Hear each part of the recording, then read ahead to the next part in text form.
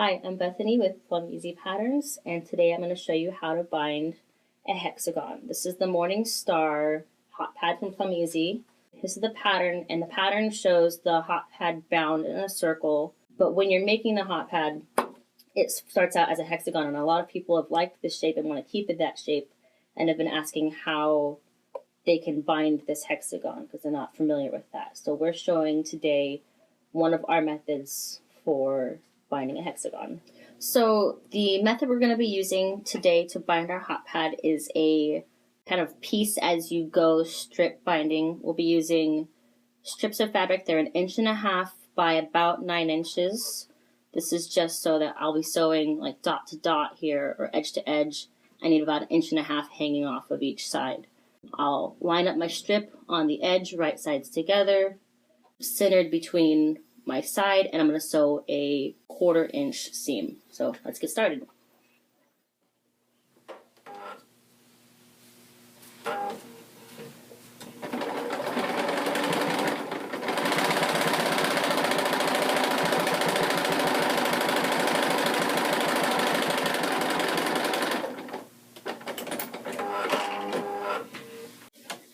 Okay, now I've sewn that 1/4 inch seam. I'm just going to press this over. I'm not going to trim anything off of this because everything that's hanging over is going to be kind of utilized in my pattern next. So again, I've got that right side together.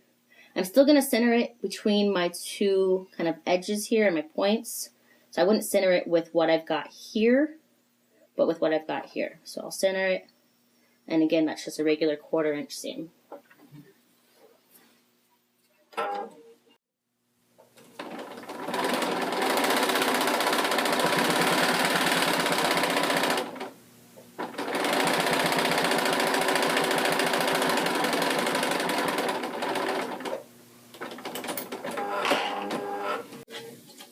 And I'm going to continue doing this for all 6 sides of my hot pad.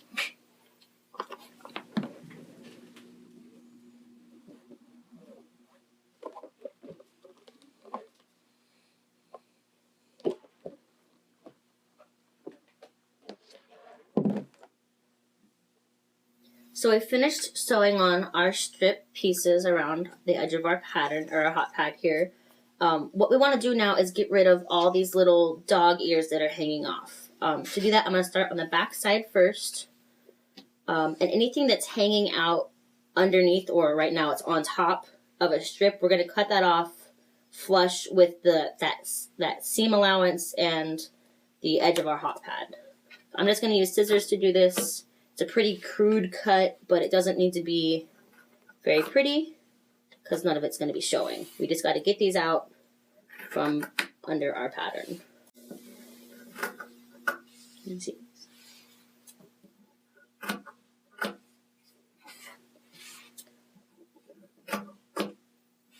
Okay, now to trim off our little ears that are hanging off, we're just going to line our ruler up with the edge of the fabric and trim this ear off flush. So I'll keep rotating my hot pad and doing that.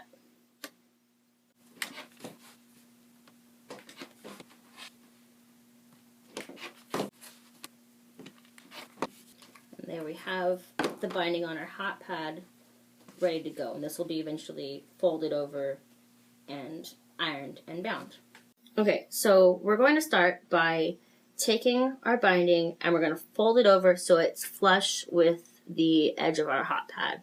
And we're going to press this. We're not going to press this last end on the first side here because we want that to eventually tuck under when our last edge meets over here. So I'm going to press that flush, rotate our hot pad, and do the same thing here. This edge here, because it's on bias, is going to be a little uncooperative.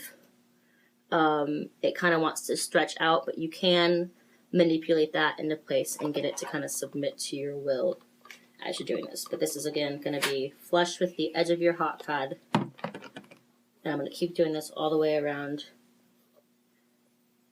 and get my, that's going to be my seam allowance on my binding.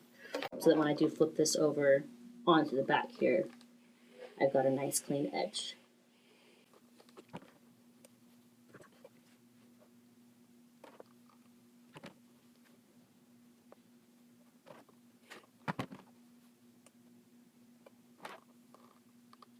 All right, we're coming back around to that last edge that we didn't iron, and we're just gonna tuck that under and iron that down once more. All right, so we're gonna be folding our seam allowance or our binding over, and I'm gonna be pinning these with Wonder Clips by Clover. And I like to start in the middle of my hot pad. It just kind of makes life a little easier to me when I go to do my last corner. And I like to kind of just manipulate this any way that I can and pin that down and then come do my miter over here. A lot of times the hot pad doesn't want to meet up too perfectly over here, but anything can be kind of wiggled into place and made to conform. And I'll just clip that in place. Anytime I feel it's a little loose, I'll clip it again. And this binding can be either hand sewn or top stitched. I prefer hand sewing because I am bad at top stitching from the front, but I'm going to attempt it today and we'll see how that turns out. But this will just go all the way around. Okay, so we finished sewing our binding. We top stitched in the ditch to get that back binding sewn on, and I added a little hanger so that I can hang my hot pad in my kitchen because I think it's just too cute to stick in a drawer. And that is how we do our pieced stripped binding.